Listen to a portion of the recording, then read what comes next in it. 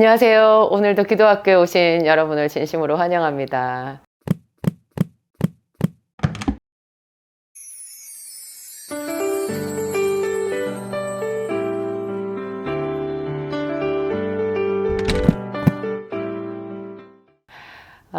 오늘 정말 12월 끝자락인데요. 여러분 한 해 동안 잘 지내셨나요? 기도학교 지난 1년 동안 어떻게 여기까지 왔는지 다 여러분 덕분이라는 생각이 들고요. 오늘 제가 조금 특이한 말씀을 준비해 봤어요. 제가 요즘에도 젊은 사람들 20대, 30대 이런 젊은 청년들 정말 고군분투하거든요. 그러니까 좋은 회사에 취직하기 위해서, 좋은 대학에 가기 위해서 뭐 그런 취업 준비, 뭐 대학 입시 준비 그런 거 있잖아요. 좀 더 나은 스펙을 위해서 정말 많이 애를 쓰잖아요. 그런데 그게 그러다 보니까 거기 이렇게 마음대로 뜻대로 되지 않아서 낙오한 사람들, 이렇게 뒤처진 사람들이 생기고, 또 누가 봐도 가장 성공했다고 생각하는 그런 사람들도 굉장히 열등감을 많이 가지고 있고, 그게 이제 30대, 40대 넘어서 올라가잖아요. 그래서 마음속에 이렇게 그 답답함, 한계 그런 거를 느끼는, 품고 사는 사람들이 참 많더라고요. 저만 그런 줄 알았어요. 저는 제가 나이 한 40이 되었을 때 사법시험에 도전을 했잖아요. 그게 왜 그러냐. 제가 그때 이미 약국을 운영을 하고 있었고, 또 우리 교회, 작지만 개척하는 우리 교회에 제가 사모라는 개척자의 신분을 가지고 있었고, 또 세 아이의 엄마였고, 이렇게 아주 성공하고 그런 건 아니었지만 나름 어떤 안정 궤도에 있었거든요. 근데 그런 제가 새삼스럽게 사법시험에 도전을 한 거, 그것은 제 어렸을 때 그 좌절된 꿈을 치료하기 위한 용감한 도전이었어요. 제가 고등학교 3학년 때 그 대학 입시를 실패했잖아요. 그리고 그게 이제 재수해도 실패했고, 제가 다시 후기를 시험을 봐서 어떻게 중앙대학교 약학대를 들어가긴 했지만, 저는 전혀 약사가 꿈이 아니었고, 항상 제 마음속에 그 고등학교 운동장을 못 떠나고 있더라고요. 그게 제 마음속에 깊은 그 무의식 중에 있잖아요. 제가 고등학교 졸업식이 끝난 운동장에서 저 혼자 울고 서 있는 그런 거 있잖아요. 좀 유치하긴 하지만 그런 모양이었어요. 그 이제 그런 것들이 나이 거의 40이 되었을 때까지 안 풀리는 거죠. 제 삶을 옥죄고, 제가 뭐 좋은 거를 봐도 좋은지 잘 모르고, 그래서 제가 하나님께 한 3년만 시간을 달라고, 그래서 제가 아무나 그 쉽게 볼 수 없는 그런 큰 시험을 통해서 한번 좌절된 꿈을 치료하기 위한 도전을 해보고 싶다고, 하나님 3년만 시간을 주세요. 그렇게 해서 제가 사법시험에 도전을 한 적이 있었어요. 제가 좀 오늘 말씀드리고 싶은 게 뭐냐면, 인생이 왜 이렇게 노력을 해도 노력한 만큼 거둬지지 않느냐는 거예요. 그래서 물론 이제 그런 가운데서도 뚜벅뚜벅 자기 일을 계속 해가지고 뭐 무난하게 이렇게 사시는 분도 있지만, 그 실패의 연속, 어떤 이렇게 인생이 꼬여가지고 되게 고통받는 사람들도, 질병에 묶이는 사람들, 이런 것을 우리 교회 제 남편인 우리 목사님은 그 삶에 들어온 마귀의 저주라고 얘기를 하거든요. 우리도 모르게 우리 삶에 들어온 마귀의 저주. 모든 사람들은 다 에덴 동산에서 쫓겨난 아담의 후손이잖아요. 그래서 다 그런 어떤 거절감, 단절감, 또 실패, 이런 것들이 어느 정도 있어요. 다 가장 우리 눈에 보기에 성공한 사람들조차도 아픔이 많이 있거든요. 인생은 뭐 고해다, 그런 말이 있잖아요. 그런데 이게 유독 그런 것이 심하고, 자기 개인적으로 어떤 이런 것에서 벗어나고 싶어 하는 그런 간절함이 있는 사람들한테 이 성경이 답을 제시를 해요. 제가 20살에 근원적인 그런 질문을 던졌었거든요. 만약에 하나님이 살아계시면 저를 만나달라고. 이 세상은 그냥 있을 리가 없다. 그냥 있을 리가 없다. 이 세상은 분명히 지으신 이가 있다. 그런데 이 세상을 지으신 분, 눈에 보이는 만물뿐만 아니라 시간, 뭐 이런 것도 다 만드신 거잖아요. 우리의 감정의 영역, 이런 것도 전부 다 그 창조주가 창조한 것 아니겠어요? 눈에 보이지 않는 어떤 그런 세계 이런 흐름까지도 그 돈의 흐름이나 그런 거 있잖아요. 세상에서 돈의 흐름, 어떤 물리적인 법칙, 뭐 또 각종 화학 법칙 이런 것들을 전부 다 만드신 거잖아요. 눈에 보이는 단지 뭐 사람이나 산이나 들이나 짐승이나 이런 것만 만든 게 아니고 이 모든 질서까지 다 만드시고 역사를 창조하신 거잖아요. 그런 엄청난 절대자이신 그런 분이 하나님이 계시다고 하면 그분이 악할 리가 없다라는 제가 제 나름의 가설을 내렸어요. 악할 리가 없다. 왜냐하면 선악도 그분이 만드신 것이기 때문에 사람이 아는 선과 악을 왜 그분이 모르시겠어요? 그것보다 더 위에 있겠죠. 그래서 그런 완전하신 하나님이 계시다라고 하면 그분은 선하실 것이고, 그러면 내 삶에 우리 가정에 우리 집에 우리 엄마 아버지에게 있었던 그런 많은 고초와 재난과 쑥과 담즙이잖아요. 예레미야서 애가에 나오죠, 여러분. 예레미야 애가서에 나오는 고통과 재난과 쑥과 담즙 이런 게 생긴 것은 생길 만한 이유가 있을 것이다 라고 생각했어요. 내가 생각할 때는 억울하지만 그게 하나님께는 그럴 수밖에 없는 이유가 있을 것이다. 왜냐하면 내 주변에 내 친구들 중에서 저보다 훨씬 더 편안하게 그냥 무난하게 이렇게 성공하는 애들이 많이 있었어요. 그런 것에 비해서 나는 뭐가 어떻게 된 건지 계속 꼬이고 자빠지고 쓰러지고 비참한 거예요. 우리 부모님도 그렇게 살다가 아버지도 그냥 너무나 비참하게 그렇게 돌아가셨는데 참담한 장례식도 없었죠. 뭐 그런 참담한 인생의 결말이었는데 저도 아버지보다 크게 다를 것 같지 않은 자신이 없는 아버지처럼 살고 싶진 않은 거죠. 우리 엄마 아버지처럼 살고 싶진 않고 뭔가 사람이 인간답게 노력한 만큼 어떤 그 결실을 보면서 살아야 되는데 그렇게 할 수 없게 만드는 이렇게 뭔가 묶여져 있는 게 있다라고 저는 생각을 했어요. 20살에. 그래가지고 그거를 이제 천지를 지으신 하나님, 그 절대자이신 하나님께 물어보면 우리가 왜 이렇게 꼬이는지 물어보면 가르쳐 주실 것이다. 그러면 가르쳐 주셨으니까 나는 그걸 뭔가를 고쳐서 잘 살 수 있을 것이다. 이런 생각을 했어요. 제가 그 생각을 한 거 그 자체도 하나님의 은혜라는 생각이 들어요. 그 생각을 하면서 근데 그분께 어떻게 물어보지? 그럼 절대자이신 하나님께 물어보면 가르쳐 줄 텐데 어떻게 물어보냐고요. 그런데 성경이 있잖아요. 성경이 이게 이제 절대자이신 하나님이 우리한테 주신 비밀이래잖아요. 이게 이 안에 보물이 있대요. 근데 이거를 캤을 때 이 안에 보물을 찾게 되고 그래서 새로운 인생을 살게 된다라는 얘기를 제가 성당의 신부님한테 들었어요. 그래가지고 도저히 믿겨지지 않지만 다른 게 방법이 없으니까 내가 이 성경을 꼭 읽어봐야 되겠다. 아마도 저 안에 비밀이 있나 보다. 그렇게 생각을 했거든요. 제가 이제 나중에 중앙대학교 약학때 어떻게 하여튼 우여곡절 끝에 들어가서 거기서 대학생 성경읽기 선교회 UBF라고 하는 그 선교회의 어떤 언니를 만났어요. 제가 그때 그 만나기 직전에 제가 후기 시험 준비하면서 그냥 기도 아닌 기도를 했거든요. 제가 기도도 할 줄 모르니까 그냥 길을 가면서도 계속 말했어요. 하나님이 살아계시면 정말 당신이 살아계시다면 나를 좀 만나달라고. 어떻게 제가 그런 생각 자체를 했는지 신기한데 계속 당신이 살아계시면 나를 좀 만나주세요. 내가 저 성경도 한번 읽어보고 싶은데 어떻게 읽어야 되는지 모르겠다고 그렇게 말을 했거든요. 그랬는데 그 신체 검사 받으러 가는 날 그 어떤 언니, 친절한 언니를 만나서 일주일에 한 번 성경 공부를 공짜로 가르쳐 주겠다는 거예요. 요즘에는 하도 이단이 많아서 길에서 누가 성경 공부 가르쳐 준다면 무섭기도 하지만 하여튼 저는 그 당시에 그것이 하나님께서 베풀어 주신 구원의 길이었어요. 그래서 성경을 제법 한 8개월 정도를 일주일에 한 번씩 이렇게 그 친절한 언니한테 배웠는데 그 배우면서 제가 알게 된 게 이건 그냥 무조건 읽으면 되는구나. 내가 몰라도 그냥 읽어보면 되네. 그리고 어떤 성경은 보면 옆에 설명 같은 거 붙어 있잖아요. 주석도 있고 뭐 성경의 배경이나 막 이런 것도 설명도 있잖아요. 그런 거를 참고해가면서 그냥 무조건 읽으면 되는구나. 그리고 제가 교회를 다니면서 이제 교회에서 목사님들이 설교를 하시잖아요. 그 설교가 또 성경을 가르쳐 주는 거고. 그래서 정말 목마른 자가 막 벌컥벌컥 물을 마시는 것 같이 너무나 달게 그 물을 마시고 또 마시고 더 마시는 것 같이 제가 그렇게 성경을 읽었던 것 같아요. 그렇게 예배에 참여를 했어요.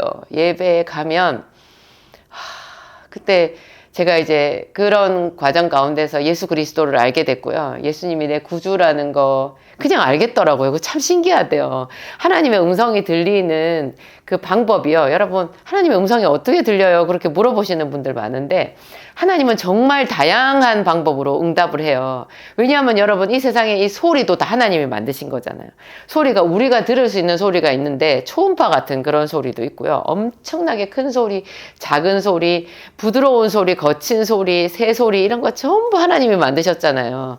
그러니까 하나님이 얼마나 다양한 방법으로 우리에게 의사 전달을 하시겠어요. 이 성경은 그 중에서 특히나 성경과 교회와 예배는 하나님께서 남겨놓으신 그 하나님의 음성을 가장 빨리 들을 수 있는 하나님 보좌로 가장 빨리 갈 수 있는 어떤 고안품이에요. 하나님의 아이디어죠. 그런 거는 기도 이런 것도 아이디어인데 하여튼 이런 거를 계속 이렇게 성경을 공부하고 예배드리고 기도하고 뭐 뒤뚱거리면서 이렇게 하다 보면 이제 하나님의 음성이 들리기 시작해요. 들어본 자는 알아요. 이게 내 소리가 아니라 분명히 하나님의 음성이라는 거를 부인할 수 없이 알게 돼요. 그분은 사람이 아니시라서 사람이 할 수 없는 말을 해요. 내 인생을 꿰뚫는 말을 해요. 한마디를 해도 그 단어 하나가요. 몇십 년 동안 울고 먹어도 또 먹을 게 있는 그런 달디단 단어예요. 세상에 어떻게 그럴 수가 있을까요? 하나님은 그래요. 내가 그냥 또 하나님은 그냥 내 머리를 열어서 깨닫게 해주실 때가 있어요. 그냥 딱 알겠는 거예요. 그냥 알겠어요. 아, 십자가가 내 십자가구나. 예수님이 내 하나님이시구나. 그분이 나를 위해서 죽으셨구나. 그걸 알게 됐을 때요, 막 몇 시간을 울잖아요. 몇 시간 우는 것 뿐이에요. 다음 날도 울어요. 그 다음 날도 울어요. 나무를 봐도 울고, 하늘을 봐도 울고. 얼마나 그 감격이 대단한지 몰라요. 요즘에도 하나님께서 자주자주 저한테 말씀해 주시고 깨닫게 해 주시거든요. 이 신비로운 영적인 세계를 모든 사람들이 다 알았으면 좋겠어요. 그리고 하나님은 그런 어떤 영적인 세계, 그런 걸로만 우리에게 모르게 역사하시는 게 아니라 이게 5년 지나고 10년 지나고 20년 지나고 그렇게 하면서요. 내 삶의 전반적인 영역을 다 치료를 해 주신 거예요. 그래서 지금의 제가 있는 거잖아요. 제가 조그마한 10평밖에 안 되는 그 약국 안에서 인생을 다 보낼 수밖에 없었던 제가 유튜브를 통해서 정말 많은 사람들하고 소통하고 또 약도 약이고 또 성경과 기도 채널, 이 채널을 통해서도 굉장히 하나님께서 저의 활동 범위를 높여주시고 넓혀주시고 높여주셨어요. 이게 다 하나님이 하신 일이잖아요. 근데 제가 이 성경을 통해서 제가 맨 처음에 생각했던 그것에 답을 얻게 됐거든요. 오늘 제가 말씀드리고 싶은 요지가 이제 나와요. 제가 아까 그랬잖아요. 우리 집이 이렇게 억울한 일을 당하는 것, 노력해도 안 되는 것, 내가 생각할 때는 억울하지만 선하신 하나님께는, 의로우신 하나님께는 이유가 있을 것이다. 그 이유를 물어보면 가르쳐 주실 것이다. 그랬거든요. 가르쳐 주실 뿐만 아니라 치료를 해줘요, 그냥. 근데 제가 그 가르쳐 주신 그 내용을 성경에서 많이 찾았거든요. 그걸 제가 알게 됐을 때 정말 회개 많이 했고요. 왜냐하면 하나님이 죄를 얘기하셨어요. 조상들로부터 내려온 죄가 있더라고요. 그 죄의 텃밭에서 저도 죄인으로 살은 거예요. 그냥 제가 생각하고 말하고 행동하는 모든 게 다 죄더라고요.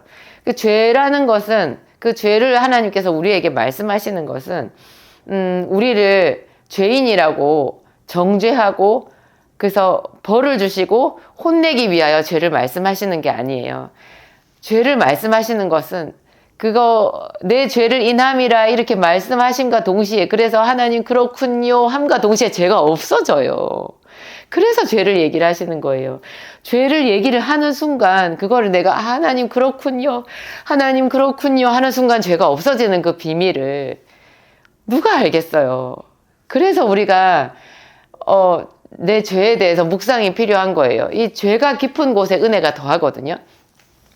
제가 미스테리인 부분이, 성경에서 미스테리인 부분이 굉장히 많이 있는데 그 중에 한 가지가, 예를 들면 다니엘서에 그 소년 다니엘이 예루살렘 뭐 유다 족속 중에서 귀족이었잖아요. 굉장히 소년이 준수하고 아주 그 품행이 바르고 또 혈통도 귀족이었던 것 같아요. 그랬는데 이제 자기 나라가 망하면서, 유다가 망하면서 그 바벨론 느부갓네살 왕의 그 궁궐로 포로로 잡혀갔거든요. 그런 바벨론 같은 나라들은 이렇게 정복한 그 나라들을 더 효율적으로 그 광활한 정복지를 다 이렇게 잘 다스리기 위해서 그곳에 본래 그 지역에 있는 그 왕족, 귀족들을 포로로 잡아다가 자기네 바벨론 나라식으로 교육을 해요.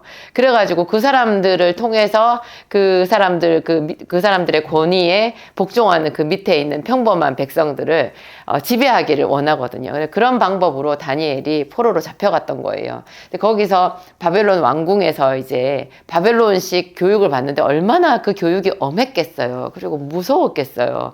조금이라도 눈 밖에 나면 포로니까 단번에 죽여버릴 수 있는 거예요. 죽을 수 있는 거예요. 근데 그런 신락 같은 아주 정말 위태로운 그런 그 처지에서 이 어린 다니엘이 뜻을 정하잖아요. 그래서 하나님의 백성으로서 거룩하게 살리라. 내 안에 내 조상들의 하나님을 모시고 나는 선민으로서 거룩한 삶을 살리라 하는 뜻을 정한 거예요. 근데 그 뜻을 정한 게 저는 신기했다는 거죠. 왜냐하면 사람들은 다 억울하잖아요. 이렇게 성경에서 봤을 때는 유다가 하나님께 범죄해서 멸망당했지만 정작 그 예루살렘 성에 살았던 다니엘은 의롭게 살았을 거거든요. 그 전에도. 근데 자기 눈앞에서 자기 부모나 형제나 자기가 살던 성읍과 집과 이웃이 다 불타고 처참하게 죽고 막 부르짖고 끌려가고 하는 거를 자기 눈으로 본 거잖아요. 그 어린 소년이. 그러면 어떻게 하나님이 우리한테 이렇게 하실 수 있나. 그렇게 절망하고 좌절해야 맞는데 이 소년은 어찌된 영문인지 더 하나님께로 자기의 마음을 정한 거예요. 그래서 저는 그게 참 신기했거든요.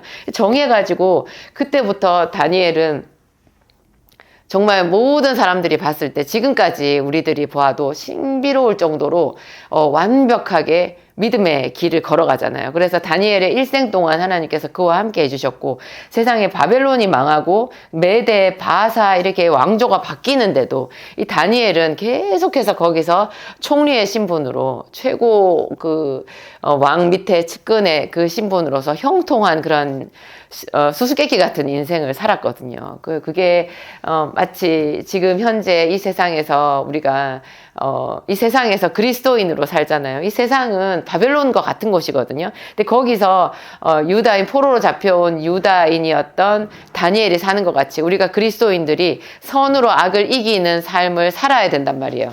그런 우리가 어떻게 살아야 되는지 하는 제일 좋은 교본이 다니엘서의 다니엘이라고 저는 생각해요. 하여튼 그 다니엘은 어떻게 소년 시절에 그렇게 어렵고 힘든 일을 겪었을 그 시점에 가장 고통스럽고 두려웠을 그 시점에 하나님을 원망하지 않고 도리어 하나님께로 자기의 인생을 걸고 차라리 믿음의 사람으로 죽기를 선택하는 그런 일을 하냐고요. 나중에 그 다리오 왕 시대에 다리오 왕 시대에 그 다리오 왕의 가장 총애받는 총리로 다니엘이 있었을 때 다니엘을 시기하는 무리가 다니엘을 죽이기 위해 가지고 흠을 찾다가 전혀 흠을 찾을 수가 없으니까 이 다니엘이 하나님께 기도하는 것을 알고는 그거를 가지고 왜 계략을 짰잖아요. 그래서 왕에게 가서 거짓으로 아뢰어가지고 조서를 만들어서 왕의 어인을 찍었어요. 그 조서의 내용이 이제부터 한 달 동안 어떤 신에게든지 누구에게든지 기도를 하는 자는 사자굴에 넣는다는 거예요. 한 달 동안은 자기네 나라 왕 다리오가 신이라는 거죠. 그래서 다리오 마음을 사람들이 아첨하는 자들이 으쓱하게 만든 다음에 사실은 자기들의 노리는 것은 기도하는 다니엘을 회방하고 죽이려고 그렇게 한 거죠. 근데 다니엘은 이 모든 것을 다 알고도 왕에게 탄원하지도 않고 어떤 흔들림도 없이 그러면 한 달 동안 기도를 쉴 수도 있고 마음속으로 기도할 수도 있고 뭐 어떻게든지 좀 이렇게 피해갈 방법을 생각할 수 있는데 다니엘은 꼭 죽기를 결심한 사람 같아요. 정말 너희들 그러거나 말거나 나는 내 하나님께 기도할 거야. 그것은 이 세상이 감당할 수 없는 믿음이잖아요. 그래서 우리 그 유명한 사자굴 사건이잖아요. 그게 다니엘이 전에 하던 대로 자기 집으로 가서 그 윗방에 올라가서 예루살렘으로 향하여 난 창을 열고 그 하나님께 하루에 3번 하나님께 감사한 거잖아. 그래가지고 당장 끌려갔죠. 사자굴에 쳐 넣었죠. 다리오 왕이 이제 그때서야 그 신하들의 계략을 알고 안타까워했지만 자기가 이미 조서를 내렸기 때문에 어쩔 수 없었잖아요. 근데 이 모든 것에 대해서 하나님께서 뒤집어 주셔가지고 다니엘은 사자굴에서 사자의 입을 하나님이 다 봉해 주셔가지고 밤새도록 무사했고 그 다니엘을 새벽에 왕이 끌어내자마자 그 왕이 다니엘의 정적들을 다 그 사자굴에 집어넣은 일이 있잖아요. 제가 좀 오늘 말이 많은데 하여튼 그 다니엘이 어떻게 그렇게 했냐 그 이야기가요. 제가 놀랍게도 다니엘서 9장에 있더라고요. 저는 깜짝 놀랐어요. 다니엘서 9장에 보면 다니엘이 작전 기도를 하는 이야기가 나오거든요. 그때 그 예루살렘과 이스라엘 민족을 위해서 작정으로 기도하면서 다니엘이 회개를 하는데요. 자기가 범죄하지 않은 자기 조상들의 죄를 회개를 하면서 이렇게 말해요. 주여 수욕이 우리에게 돌아오고 우리의 열왕과 우리의 방백과 열조에게 돌아온 것은 우리가 주께 범죄하였음이니이다. 자기들의 나라가 망한 것, 자기들이 열국으로 흩어진 것은 자기들의 죄 때문이라는 거예요. 이 얘기가 계속 나와요. 온 이스라엘이 주의 율법을 범하고 치우쳐 가서 주의 목소리를 청종치 아니하였으므로 이 저주가 우리에게 내렸으되. 다니엘의 저주만 여기 내렸겠어요? 유다인의 저주만 내렸겠냐고요. 여러분, 이것이 그대로 저는 저의 이야기라는 생각이 들었어요. 우리의 이야기예요. 왜 우리 아버지가 그렇게 비참하게 돌아가셨나? 왜 우리 인생에 이렇게 슬픔과 눈물이 많은가? 이것은 우리의 범죄함 때문인 거예요. 우리 범죄함이 있기 때문에 십자가가 있는 거잖아요.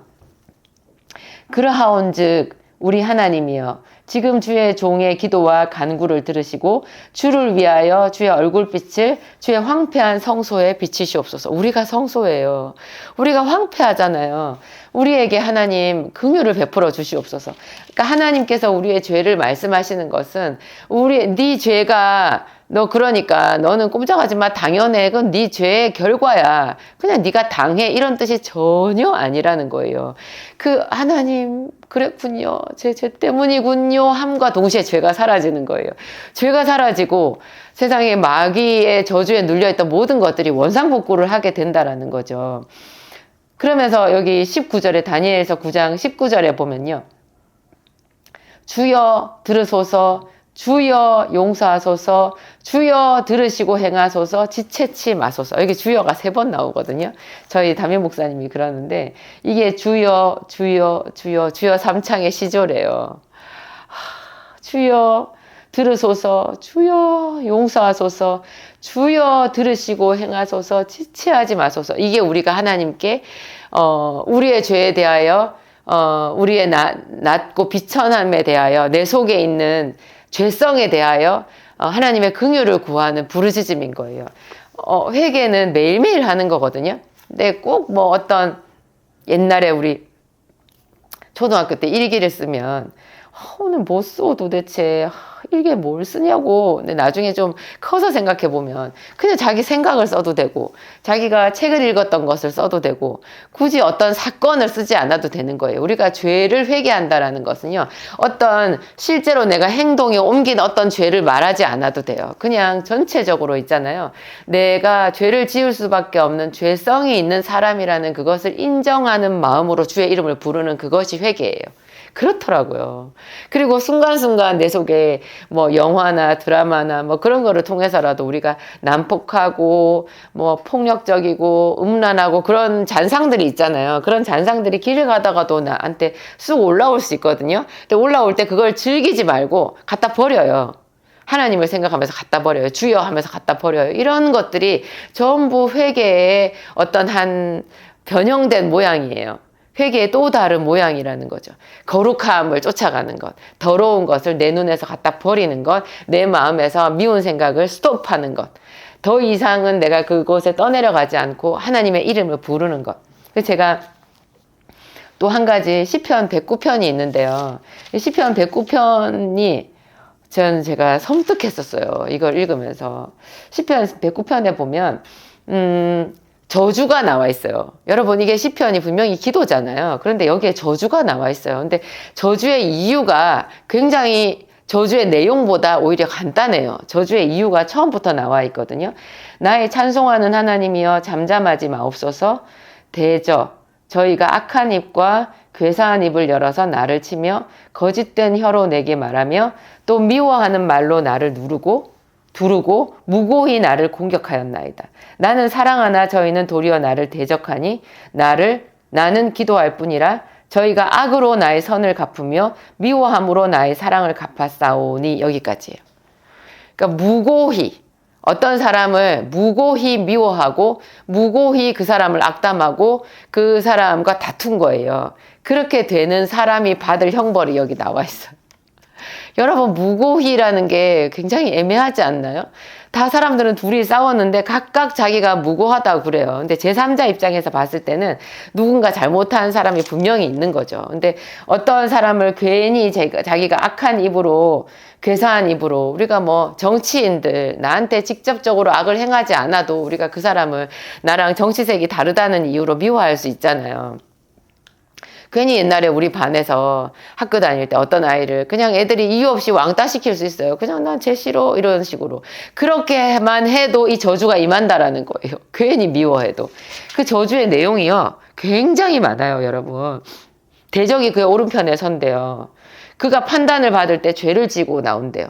그의 기도조차도 죄로 변한대요. 그 다음에 그의 연수를 단촉해 한대요. 빨리 죽는데요. 그리고 그의 직분을 타인이 취하게 하소서. 이게 이제 유명한 사도행전에 보면 가룟 유다가 받을 저주잖아요. 그의 직분을 타인이 취하게 하소서. 그래서 가룟 유다의 직분을 제3의 또 다른 제자가 취했는데, 그것이 성경에는 마띠아라고 나오지만 전체적으로 다시 보았을 때는 사도 바울인 거죠. 하여튼 그 사도라는 존귀한 직분을 가룟 유다가 받았지만 그의 직분은 다른 사람에게 넘어갔어요. 그 자녀는 고아가 되고 그 아내는 과부가 되고. 우리 주변에 여러분, 고아가 얼마나 많고 과부가 얼마나 많아요. 이것이 하나님의 선하신 뜻이 아니라는 거예요. 우리의 죄로 인해서 마귀가 크게 도적질할 기회를 얻어가지고 우리 것을 훔쳐가서 결과적으로 하나님께서도 슬퍼하는 이런 일이 생긴다라는 거예요. 그런데 이제 하나님께서 이런 우리의 죄의 악순환, 저주의 악순환을 끊기 위하여 예수 그리스도를 보내셨다라는 거잖아요. 하여튼 그래요. 그 저주가 그의 입는 옷 같고 항상 뛰는 띠와 같게 하소서. 이는 대적고 내 영혼을 대적하여 악담하는 자가 여호와께 받는 보응이니이다. 목사님 미워하지 마세요. 목사님 미워하면 이런 벌 받을 것 같아요. 하나님은 우리를 벌 주시는 하나님은 아니신데요. 이 세상에는 영적인 법칙이 있어요. 그래서 하나님이 선하심에도 불구하고 내가 이 영의 법칙에서 어떤 거룩하신 하나님 앞에 범죄를 하게 되면요, 그냥 예외 없이 이런 저주가 임하는 거예요. 근데 하나님께서 우리에게 말씀하시고 싶은 것은 저주가 아니라 축복이잖아요. 그런데 이 저주의 내용을 잘 알아야 축복을 사모하는 마음을 갖게 돼요. 그래서 이 저주에 대한 지식도 필요한 것 같아요. 저는 제가 지금 이 짧은 기도학교에서 이 많은 걸 다 얘기하고 싶지는 않은데, 여러분들 시편 109편을 여러 번 읽어보세요. 여러분들에게 상당히 많은 이런 부분들이 들어와 있다라는 것을 알게 될 거예요. 그러면 이제 우리가 어떻게 해야 돼요? 다니엘이 했던 것처럼 하는 거예요. 우리의 죄를, 나는 그럴 수밖에 없는 죄인이라는 것을 하나님 앞에 인정하는 마음으로 그분의 이름을 부르는 거죠. 내 신분이 이렇구나. 내가 어때서? 난 뭐 선하게 살았어. 이렇게 말하면 하나님을 거짓말하는 자로 만들기 때문에 더 이상 개선의 여지가 없어요. 그런데 내가 아무리 지금까지 신앙생활을 20년 하고 30년 했다고 할지라도 저도 그래요. 요즘에도 어제도 그렇고 오늘도 하나님 앞에 기도할 때 눈물이 나요. 제가 얼마나 연약한 자인지, 언제든지 죄에 걸려 넘어질 수 있고, 자주 죄에 걸려 넘어지고, 생각으로, 마음으로, 그렇다라는 것을 제가 알기 때문에 언제든지 하나님께서 나를 지켜주시지 않으면 내가 모든 사람에게 전파한 후에 내가 버림이 될 수 있다라는 것을 두렵고 떨림으로 고백하거든요. 여러분, 이런 마음으로 우리가 주의 이름을 부를 때 이렇게 축복의 자녀로 정말 멋지게 꾸어주며 나누어주는 인생을 살 수 있는 것 같아요. 마귀에게 도적질 당한 것 여러분 7배로 돌려 받으시기 바랍니다. 오늘은 제가 여기까지 하겠습니다. 기도하겠습니다. 하나님 감사합니다. 하나님 감사합니다. 마귀의 저주, 그런 것은 옛날 동화에나 나오는 것인 줄 알았습니다. 열심히 살면 다 잘 되는 줄 알았습니다. 나 정도로 살면 나는 괜찮게 사는 것인 줄 알았습니다. 거룩하신 하나님 앞에 오늘 자복하며 예수 그리스도의 십자가가 나의 십자가임을 고백하고 의지하고 감사합니다. 하나님, 저희 죄를 용서하여 주시옵소서. 하나님, 우리를 치료하여 주시옵소서. 우리의 눈을 열어서 보게 하시고 귀를 열어서 듣게 하소서. 하나님, 우리 아버지, 주께서 사랑하는 자녀들을 위하여 예비하신 것들을 다 받아 누릴 수 있도록 우리의 저주가 다 떠나가게 하옵소서. 무엇보다 하나님, 마귀의 괴계를 알게 하여 주옵소서. 하나님의 말씀을 깨닫지 못하고 또 죄를 아무렇지도 않게 죄를 죄로 여기지 않는 무심한 마음을 우리에게 주어서 하나님 스스로 하나님이 축복의 길에서 멀어질 때가 얼마나 많은지요. 하나님, 우리에게 뜨거운 마음을 주시옵소서. 진리의 하나님, 우리에게 오시옵소서. 이 엄중한 영적인 법칙 앞에 십자가를 다시 바라봅니다. 하나님의 십자가는 그렇게 하나님 간절하고 우리에게 절실하고 그것밖에 다른 구원의 길이 없었기 때문에 이루신 것입니다. 십자가는 다른 어떤 누구도 아닌 나 한 사람을 위한 십자가임을 다시금 생각합니다. 하나님, 우리의 죄를 다 도말하시고 모든 교회의 치유의 강물이 강물처럼 흐르게 하여 주옵소서. 모든 주의 백성들이 주의 이름을 간절하게 부르게 하시고 하나님, 그렇게 하나님 말씀의 부흥이 일어나고 이 땅에 하나님의 거룩한 임재가 충만하기를 원하나이다. 주 예수님 이름으로 기도합니다.